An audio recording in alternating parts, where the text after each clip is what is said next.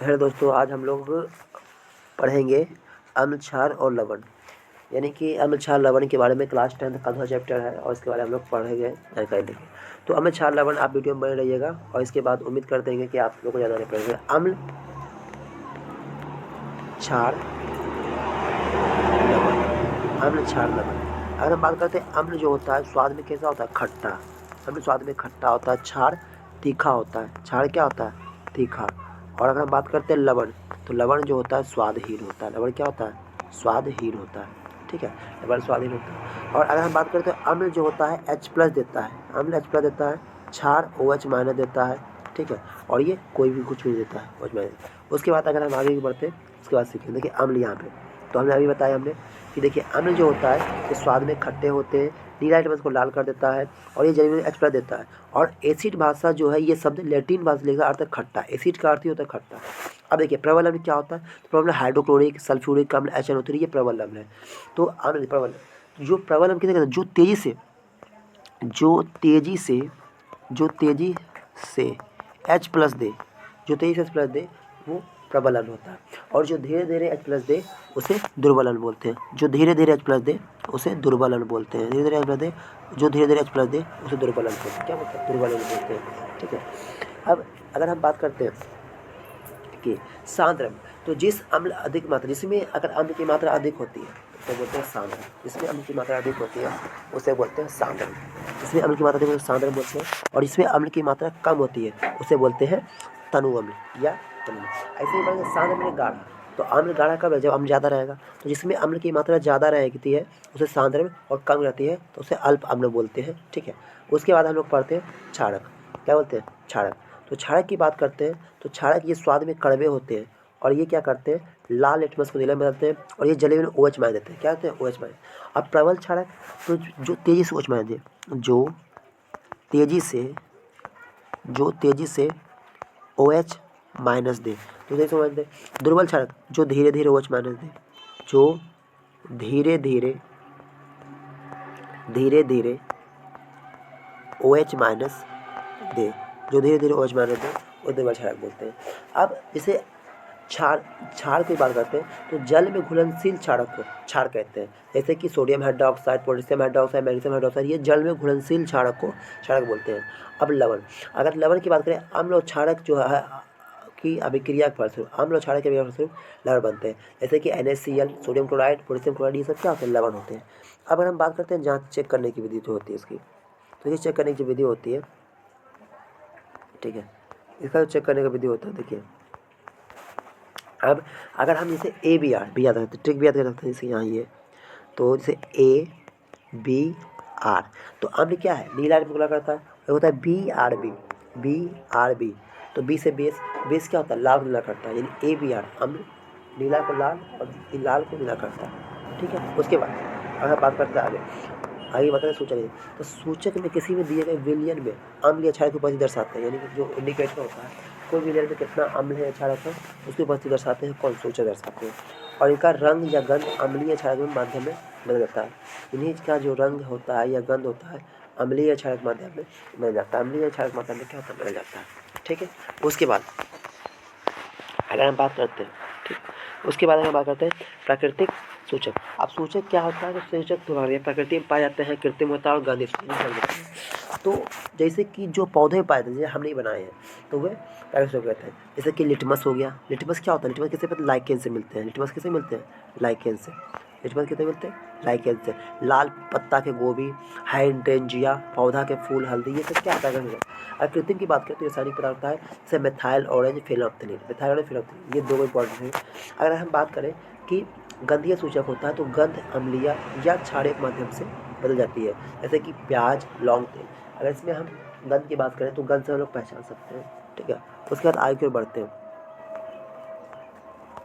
अब देखिए यहाँ पे दिया गया, देखिए यहाँ पे क्या है? प्राकृतिक सूचक में, तो प्राकृतिक सूचक की बात करते हैं, तो यहाँ प्राकृतिक सूचक में क्या क्या है? तो पहले लिटमस। तो लिटमस क्या है? अगर हम अम्ल में रहेगा तो लिटमस अम्ल के साथ लाल, और क्षार के साथ नीला। लाल पत्ता गोभी रहेगा तो यहाँ पे लाल और हरा। हल्दी में कोई बदलाव नहीं होगा। हल्दी में अगर अम्ल के साथ कोई बदलाव नहीं होता, लेकिन क्षार के साथ ये नीला हो जाएगा। क्षार के साथ क्या हो जाएगा? नीला। अगर हाइड्रोजन फूल रहेगा तो अम्ल के साथ नीला और इसके साथ गुलाबी। प्रोथिलीन का फूल रहेगा तो यहाँ रंगीन, यहाँ गुलाबी। मेथिल ऑरेंज यहाँ पे लाल, यहाँ पीला। प्याज का रस यहाँ तीसरी गंध, कोई गंध नहीं। वनीला समान गंध रहेगा, कोई गंध नहीं रहेगा। और इस तरह से अगर हम बात करते हैं, इस तरह से आगे बढ़ते हैं। फिर लौंग का तेल, तो लौंग का तेल में भी समान गंध, कोई गंध नहीं। अब अगर हम बात करते हैं अम्ल व क्षार का अभिक्रिया, तो धातु, अगर धातु अम्ल के साथ अभिक्रिया करती है और धातु क्षार के साथ, धातु दो चीज़ का अम्ल के साथ और क्षार के साथ। अगर अम्ल धातु के साथ अभिक्रिया करती है, लवण प्लस हाइड्रोजन बनती है। अम्ल धातु के साथ अभिक्रिया होती है, लवण और हाइड्रोजन की बनती है। ठीक है, अम्ल धातु के साथ अभिक्रिया करके लवण हाइड्रोजन की बनती है। उसी तरह क्षार धातु के साथ अभिक्रिया करके लवण हाइड्रोजन बनती है। ठीक है, अम्ल या क्षार धातु के साथ मिलकर लवण हाइड्रोजन बनती है। याद रखिएगा, अम्ल और क्षार रहेगा तो धातु के साथ मिलकर हाइड्रोजन गैस बनाएगी। ठीक है, यानी हम बोल सकते हैं कि अम्ल या क्षार, अम्ल या क्षार, ठीक है, अम्ल या क्षार धातु के साथ, अम्ल या क्षार धातु के साथ अभिक्रिया करने के बाद लवण प्लस हाइड्रोजन देती है, लवण प्लस हाइड्रोजन गैस देती है। ठीक है, उस तरह से आप समझ लीजिए। देखिए अब यहाँ पे क्या है, हाइड्रोक्लोरिक जिंक के साथ अभिक्रिया करने के बाद zinc chloride plus hydrogen gas दे दिया। तो इस तरह से सोडियम हाइड्रोक्साइड जिंक के साथ अभिक्रिया करने के बाद क्या दिया है, sodium zinc oxide plus hydrogen दे दिया। ये कुछ सोडियम जिंक के बोलते हैं। ठीक, अब ये पॉप टेस्ट, ये पॉप टेस्ट हाइड्रोजन गैस में निहित प्रणाली के पास, हाइड्रोजन गैस से निहित प्रणाली के पास जब एक जलती हुई मोमबत्ती लाई जाती है तो पॉप की ध्वनि उत्पन्न होती है। और इस टेस्ट को हाइड्रोजन की उपस्थिति दर्शाने के लिए करते हैं। ठीक है, पौधे फट फट की आवाज़ जो होती है ना उसे। उसके बाद आगे बढ़ते हैं। अब देखिए धातु कार्बोनेट तथा बाइकार्बोनेट, अगर कोई धातु है उसे कार्बोनेट और बाइकार्बोनेट से अभिक्रिया करवाते हैं। तो अगर हम अगर अम्ल धातु का, अगर हम कोई अम्ल धातु है और उसी अगर हम धातु कार्बोनेट के साथ अभिक्रिया करते हैं, लवण प्लस कार्बन डाइऑक्साइड प्लस जल देता है, लवण प्लस कार्बन डाइऑक्साइड प्लस जल देता है। और अगर हम इसी की बात करते हैं, अगर हम बात करते हैं कि क्षार के साथ तो कोई अभिक्रिया नहीं करेगा। जैसे कि मान लीजिए अगर हम यहाँ पे हाइड्रोक्लोरिक अम्ल है, हाइड्रोक्लोरिक अम्ल को सोडियम कार्बोनेट के साथ अगर अम्ल करवाएंगे तो यहाँ पे क्या देगा, sodium chloride plus carbon dioxide plus जल देगा। यानी हम बोलते हैं, और अगर ठीक है अम्ल धातु के बाइकार्बोनेट के साथ अभिक्रिया करता है तो लवण कार्बन डाइऑक्साइड और जल देता है। यानी हम बोल सकते हैं कि अम्ल धातु के कार्बोनेट के साथ या धातु के बाइकार्बोनेट के साथ अभिक्रिया करने के बाद लवण कार्बन डाइऑक्साइड प्लस जल देता है। ठीक है, लवण कार्बन डाइऑक्साइड प्लस जल देता है। ठीक, उसके बाद आगे बढ़ते हैं जैसे चूने के पानी का टेस्ट, यानी कि उत्पादित कार्बन डाइऑक्साइड को अगर हम चूने के पानी के साथ प्रभावित करते हैं तो पानी क्या हो जाता है। यानी देखिए कैल्शियम हाइड्रोक्साइड में कार्बन डाइऑक्साइड बनाते हैं तो कैल्शियम कार्बोनेट प्लस जल देता है और इसे सफ़ेद अक्षर बोलते हैं। ठीक है, कैल्शियम हाइड्रोक्साइड को अगर कार्बन डाइऑक्साइड, ठीक है, कैल्शियम हाइड्रोक्साइड पर कार्बन डाइऑक्साइड अगर अभिक्रिया करता है तो क्या होता है, कैल्शियम कार्बोनेट अपने स्टेट होता है, सफ़ेद अक्षर होता है। अब अधिक मात्रा में कार्बन डाइऑक्साइड करते हैं तो क्या होता है, तो कैल्शियम कार्बोनेट को अगर हम जल से अभिक्रिया करवाते हैं तो कार्बन डाइऑक्साइड लीड, उसके बाद क्या बनता है, तो ये जल में घुल जाता है तो बनाता है CaHCO3 के whole twice P. Okay sir, अब हम बात करते हैं अम्ल क्षार। तो कभी भी अम्ल क्षार अभिक्रिया करता है तो लवण जल जाता है। अम्ल क्षार अभिक्रिया क्या बनता है, लवण और जल। क्या बनता है, लवण जल। अगर हम बात करते हैं जब अम्ल व क्षार प्रेक्षित प्रभाव तथा क्षारक द्वारा अम्ल का प्रभाव शांत हो जाता है तो परिणाम से लवण और जल बनता है। उदासीन अभिक्रिया होता है। यानी कि आपको उदासीन अभिक्रिया लिखने के लिए बात करेगा तो भी लिखिएगा अम्ल और क्षार अभिक्रिया करके लवण और जल बनाते हैं। ठीक है, अब देखिए प्रबलम दुर्बल क्षार तो बनेगा अम्लीय लवण और जल, दुर्बलम प्रबल क्षार तो क्षारीय लवण प्लस जल, प्रबल क्षार तो उदासीन लवण प्लस जल, दुर्बल उदासीन लवण प्लस जल। यानी कि इसमें जो प्रबल होगा वो बनेगा और अगर दोनों प्रबल तो दोनों उदासीन हो जाएगा। ठीक है, अब उसके बाद अम्लों के साथ धातु के ऑक्साइड हमेशा जो होते हैं, धातु के ऑक्साइड अगर अम्ल के साथ लवण कर जाता है। जैसे कॉपर ऑक्साइड अगर हाइड्रोक्लोरिक अम्ल से करते हैं तो कॉपर क्लोराइड प्लस जल करते हैं। अब धातु के ऑक्साइड की प्रकृति क्षारीय होती है। धातु की क्षारीय होती है कि ये अम्ल के साथ क्या लवण और जल बनाते हैं। धातु की क्या होती है, क्षारीय होते हैं कि ये क्या बनाते हैं, लवण और जल बनाते हैं। ठीक है, उसके बाद हम लोग आगे की ओर बढ़ते हैं। ठीक, उसके बाद अधातु, तो अधातु के ऑक्साइड होते हैं अम्लीय ओ तो अधातु के ऑक्साइड देखिए, अधातु के ऑक्साइड प्रकृति अम्लीय होते हुए धारा प्रभावित करते हैं। इसे मान लीजिए कॉपर, ये कार्बन डाइऑक्साइड है, अगर कैल्शियम हाइड्रोक्साइड के साथ उत्पत्ति करता है तो कैल्शियम कार्बोनेट प्लस H2O देता है। ठीक, अब जल विलयन में अम्ल क्षार, तो जल की प्रति में अम्ल H+ देते हैं, और H3O यानी हाइड्रोनियम आयन के रूप में होते हैं। H जो होते हैं हाइड्रोजन जो होते हैं हाइड्रोनियम आयन के रूप में होते हैं। ठीक, उसके बाद जल की उपस्थिति में क्षारक, तो NaOH plus Na plus plus OH बना देता है। अब सभी क्षारक जो है जल में घुलनशील नहीं होते, सभी क्षारक जल में घुलनशील नहीं है। जल में घुलनशील क्षारक को क्षार कहते हैं। जल में घुलनशील क्षारक क्या होता है? क्षार होते हैं। और सभी क्षारक क्षार होते हैं, परंतु सभी क्षार क्षारक होते हैं, परंतु सभी क्षारक क्षार नहीं होते। ये बोल देते हैं, यानी हम बोल सकते हैं कि सभी क्षारक जल में घुलनशील नहीं होते और जल में घुलनशील क्षारक को क्षार कहते हैं। इसलिए बोलते हैं सभी क्षार क्षारक होते हैं, परंतु सभी क्षारक क्षार नहीं होते। अब जल के साथ अम्ल या क्षारक को मिलाते समय सावधानी बरतनी चाहिए। हमेशा अम्ल या क्षारक को ही जल में मिलाना चाहिए, ना कि और लगातार मिलाते रहना चाहिए। यानी अगर पूछेगा कि अम्ल में जल मिलाएंगे कि जल में अम्ल मिलाएंगे, तो कभी भी मिलाना चाहिए जल में अम्ल मिलाना चाहिए। ठीक है, जल में अम्ल मिलाना चाहिए। उसके बाद आगे की ओर बढ़ते हैं। अब देखिए यहाँ पे अगर हम इसे कि यहाँ पे अम्ल में जल नहीं मिलाना चाहिए, देखिए यहाँ पे अम्ल दिया तो जल मिलाने नहीं मिलाना चाहिए, लेकिन जल है उसमें अम्ल मिला सकते हैं। ठीक है, तो सांद्र अम्ल में जल मिलाने पर उत्पन्न हुई ऊष्मा के के कारण अस्फलित होकर बाहर आ सकता है तथा आप जल सकता है। अगर हम इसमें डायरेक्ट जल डालेंगे तो ये ऊपर बाहर पर हम लोग जल को जला सकता है। और साथ ही अत्यधिक स्थानीय ताप के कारण कांच का पात्र भी टूट सकता है, यानी अत्यधिक ताप के कारण कांच का पात्र भी क्या होता है? टूट सकता है।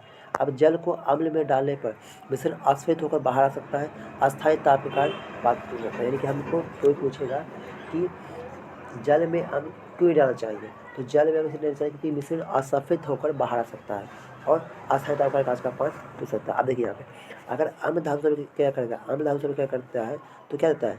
अम्ल धातु से क्या करता है तो यहाँ पे था लवण प्लस अम्ल धातु से क्या करता है तो लवण प्लस हाइड्रोजन देता है, लवण प्लस हाइड्रोजन देता है। ठीक है, और अगर हम बात करें अम्ल, ठीक है, तो लवण प्लस अम्ल धात्विक ऑक्साइड के साथ करेगा तो लवण प्लस जल देगा। किसी से लवण प्लस जल। अगर अम्ल धात्विक बाइकार्बोनेट के साथ लवण प्लस कार्बन डाइऑक्साइड जल, और अम्ल अगर क्षार के साथ तो लवण प्लस जल देता है। ठीक है, अगर अम्ल, ठीक है, अगर धात्विक ऑक्साइड के साथ क्या करता है, अम्ल अगर धात्विक ऑक्साइड के साथ क्या करता है तो लवण प्लस जल देता है। क्या देगा? लवण प्लस जल। ठीक है, अगर अम्ल धातु के बाइकार्बोनेट के साथ क्या करता है, अगर अम्ल धातु के बाइकार्बोनेट के साथ क्या करता है तो वो देगा। ठीक है, धातु के बाइकार्बोनेट तो लवण प्लस कार्बन डाइऑक्साइड प्लस जल देगा। अम्ल धातु के बाइकार्बोनेट से लवण प्लस कार्बन डाइऑक्साइड प्लस जल देगा। और अगर बात करते हैं कि अम्ल क्षार के साथ क्या करेगा तो लवण प्लस जल देगा। ये आपको जा सकता है, अम्ल क्षार के साथ क्या करेगा तो लवण प्लस जल देगा। अम्ल धातु के कार्बन के साथ लवण कार्बन, यानी हम बोल सकते हैं कि इसका पूरा जितना पढ़ा है उसका सार देखिए यहाँ पे, जितना ही पढ़ा है उसका सार देखिए यहाँ पे। ठीक, देखिए अगर बात करें अम्ल धातु के साथ क्या करेगा, अम्ल धातु के साथ लवण प्लस हाइड्रोजन, अम्ल धातु के साथ लवण हाइड्रोजन, अम्ल धातु के साथ लवण हाइड्रोजन, अम्ल धातु के साथ धातु के कार्बोनेट या बाइकार्बोनेट के साथ तो लवण प्लस कार्बन से जल, लवण प्लस कार्बन।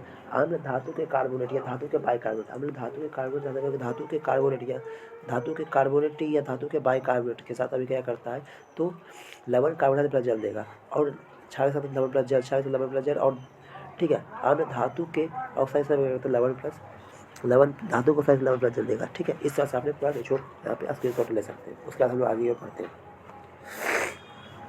उसके बाद यहाँ पे देखिए फिर यहाँ पे क्या है क्षारक के साथ में बात करते हैं।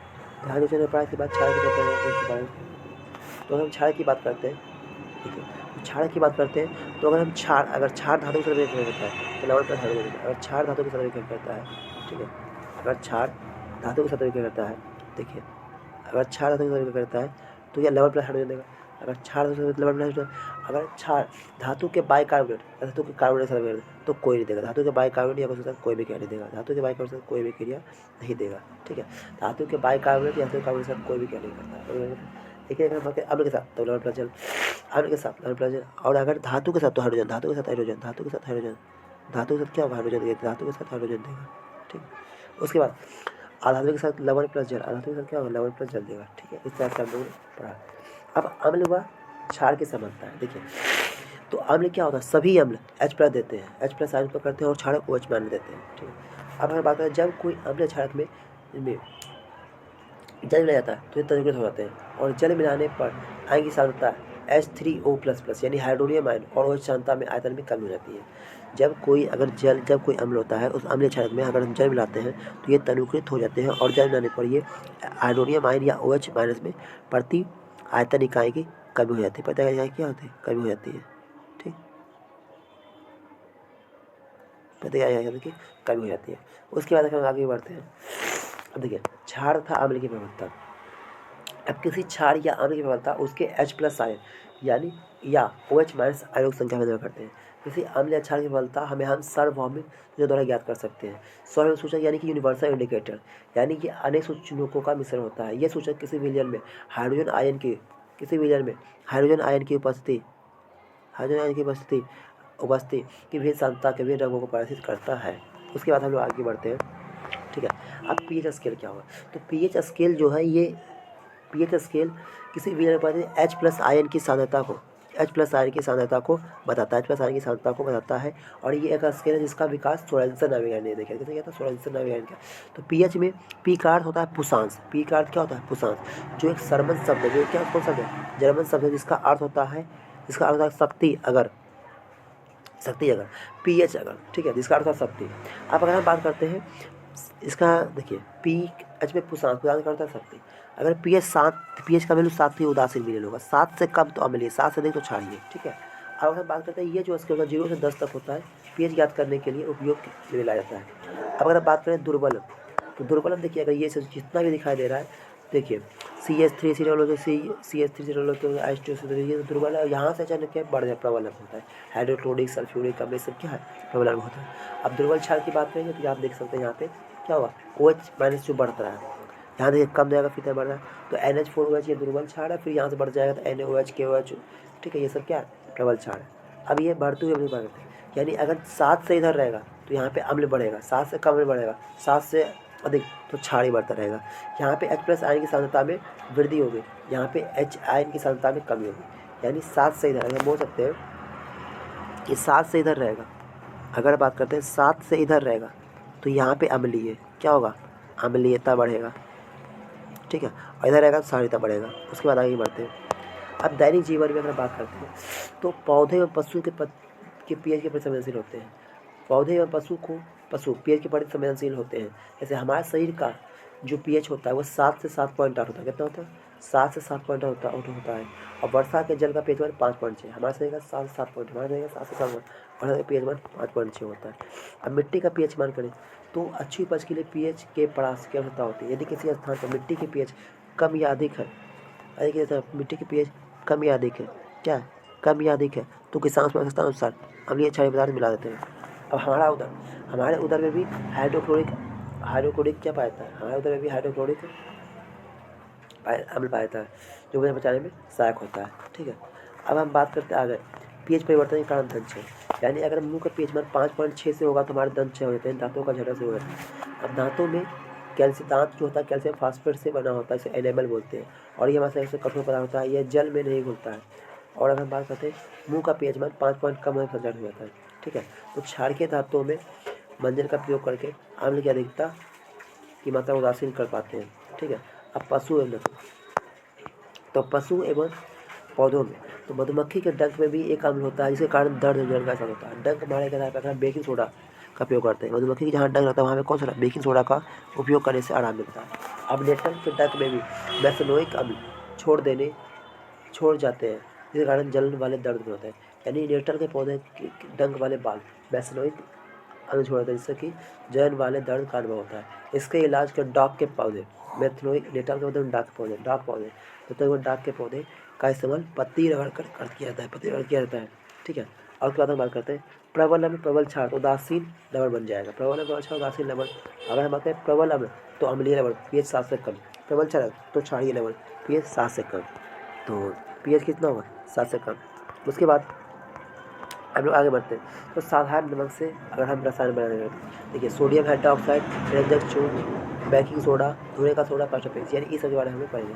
तो पहले सोडियम हाइड्रोक्साइड की बात करते हैं। तो सोडियम क्लोराइड के जलीय विलयन से विद्युत प्रवाह करने पर ये विद्युतों का सोडियम हाइड्रोक्साइड और सोडियम हाइड्रोक्साइड बनता है। इसको क्लोर छाया बोलते हैं। ठीक है, सो क्लोर छाया बोलते हैं। क्या बोलते हैं? जब NaCl को H2O जल से क्या करवाते हैं, जब सोडियम जब OH plus Cl2 plus H2 बनाते हैं। ठीक है, अब इसके एनोड पर क्लोरीन गैस और कैथोड पर H2 गैस होता है। ठीक है, H2 होता है। अब कैथोड के पास एनोड होता है। अब इसका उपयोग किस में करते हैं? तो ईथर मार्गरीन में करते हैं। इसका उपयोग किस में करते हैं? ईथर मार्गरीन में करते हैं। क्लोरीन की जल की शुद्धता PVC CFC वगैरह करते हैं। हाइड्रोक्लोरिक के इस्पात की सफाई और दिया में करते हैं। ठीक है, हाइड्रोजन का ईंधन ये मार्ग में करते हैं। अब NaOH तो धातुओं से ग्रीज हटाने में साबुन का बनाने में करते हैं। क्लोरीन और NaOH विरंजक चूर्ण है, घरेलू विरंजन वस्त्र विरंजन के लिए करते हैं। विरंजक चूर्ण शुष्क भोज्य चूने पर क्लोरीन की क्रिया से विरंजक चूर्ण का निर्माण होता है।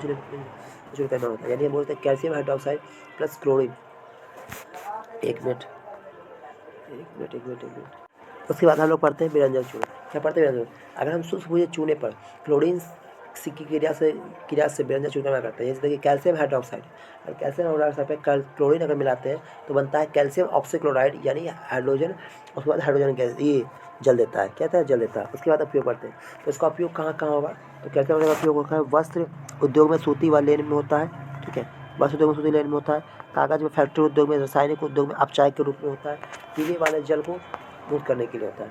अब बेकिंग सोडा, तो बेकिंग सोडा की बात करें, जितना भी सोडा सब क्षार होता है। जैसे अगर हम बात करते हैं ये NaCl, अगर हम बात करते हैं NaCl की बात करते हैं, तो NaCl यानी सोडियम क्लोराइड अगर जल से विक्रिया करता है और उसमें कार्बन डाइऑक्साइड और अमोनियम मिला देते हैं, तो ये बनता है, क्या होता है, अमोनियम क्लोराइड प्लस बनता है, कैसे बनता है, सोडियम हाइड्रोक्साइड, यानी बेकिंग सोडा बनाता है। बेकिंग सोडा बनाता है। खाना पकाते समय गर्म करने पर इनमें निम्न अभिक्रिया होती है, यानी सोडियम हाइड्रोक्साइड अगर मान लें बेकिंग सोडा को गर्म करते हैं तो ये सोडियम बाइकार्बोनेट और जल प्लस कार्बन डाइऑक्साइड देता है। सोडियम कार्बोनेट जल प्लस कार्बन देता है। उसके बाद हम लोग आगे बढ़ते हैं। अब बेकिंग पाउडर बनाने में, तो बेकिंग पाउडर बनाने में किसका प्रयोग? तो बेकिंग पाउडर बनाने में बेकिंग सोडा प्लस टार्टरिक अम्ल का प्रयोग करते हैं। बेकिंग पाउडर बनाने में बेकिंग सोडा प्लस टार्टरिक अम्ल का प्रयोग करते हैं। अब इस अभिक्रिया से उत्पन्न कार्बन डाइऑक्साइड के कारण पाव रोटी का केक खमीर उड़ जाता है। इसमें ये मुलायम एवं स्पंजी हो जाता है, अब ये एंटी एसिड का एक संघटक है। इसका उपयोग सोडा अम्ल अन्य सामग्री में किया जाता है। अब धोने का सोडा, तो धोने का सोडा के Na2CO4, ये धोने का खाने सोडा NaCO3। देखिए आपको बेकिंग सोडा और धोवन सोडा दोनों में क्या चीज़ है याद रखिएगा। ठीक है, ये धोवन सोडा, क्या है धोवन सोडा? धोवन सोडा का जो फार्मूला होता है, धोवन सोडा का Na2CO3, धोवन सोडा का फार्मूला देखिए ये है धोवन सोडा Na2CO3। और अगर हम बात करें बेकिंग सोडा का, तो बेकिंग सोडा का जो फार्मूला होता है NaSCO3 एंड देखिए बेकिंग सोडा का फार्मूला अगर निकालेंगे, लिखिएगा हम लोग, तो NaHCO3, ये बेकिंग सोडा फार्मूला होगा। अब देखिए अगर हम बात करते हैं इसका उपयोग किस में करते हैं, तो इसका उपयोग हम लोग करेंगे कांच में, बोरेक्स के उत्पादन में करते हैं, घरों की सफाई वाला में करते हैं। ठीक है, और जल की अस्थायी कठोरता दूर करने में करते हैं, अब हम बात करते हैं जिप्सम को। जब 373 डिग्री जिप्सम को जब हम बात करते हैं जिप्सम को, ठीक है, यहाँ से जब हम बात करते हैं कि जिप्सम को जब 373 केल्विन पर गर्म करके, ये जल के अणुओं का त्याग कर कैल्शियम सल्फेट हेमीहाइड्रेट अर्थात POP बनाता है, तो ये सफ़ेद चूर्ण है जो जल मिलाने पर ये पुनः जिप्सम बनकर ठोस प्रदान करता है। ठीक है, यानी कि जब जिप्सम को गर्म करते हैं तो ये प्लास्टर ऑफ पेरिस के रूप में निर्माण होता है, यानी कैल्शियम सल्फेट हेमीहाइड्रेट बनाता है, तो प्लास्टर ऑफ पेरिस बोलते हैं। ठीक है, और ये सफ़ेद चूर्ण जल मिलाने पर पुनः जिप्सम बन जाता है। ठीक है, अब अगर जैसे CaSO4 प्लस हाफ H2O मिलकर CaSO4 प्लस 2H2O बन जाता है। उसके बाद अगर हम बात करते हैं प्लास्टर ऑफ पेरिस का उपयोग, तो प्लास्टर ऑफ पेरिस का उपयोग टूटी हड्डियों को जगह रखने पर, खिलौने सजा बनाने पर इसका उपयोग। अब फिर क्या है, उसके बाद सतह को चिकना करने में, सतह को चिकना करने में। ठीक है, लवण की 1 इकाई में जल की निश्चित इकाइयों की क्रिस्टलन की संख्या, लवण की 1 इकाई में जल की निश्चित संख्या को क्रिस्टलन की संख्या कहते हैं, यानी लवण के 1 सूत्र में जल के निश्चित अणुओं की संख्या क्रिस्टलन संख्या बोलते हैं। उसके बाद अगला अगर हम बात करें तो कॉपर सल्फेट में जल के 5 अणु होते हैं। कॉपर सल्फेट में क्या होते हैं? जल के 5 अणु होते हैं। और सोडियम बाइकार्बोनेट में जल के 10 अणु होते हैं। और कैल्शियम सल्फेट में जल के 2 अणु होते हैं। कितने? 2 होते हैं। इस तरह से उसके बाद हम लोग आगे की ओर बढ़ते हैं। इस तरह से करते करते हम लोग ने पूरा ये टॉपिक नोट्स हम लोग का ख़त्म हो गया। ठीक है, तो इस तरह से आपने अगर वीडियो देखा तो इसलिए आपको हम लोग का धन्यवाद। Thank you.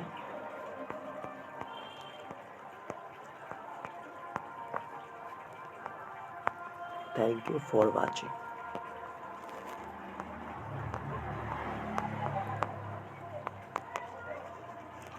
video.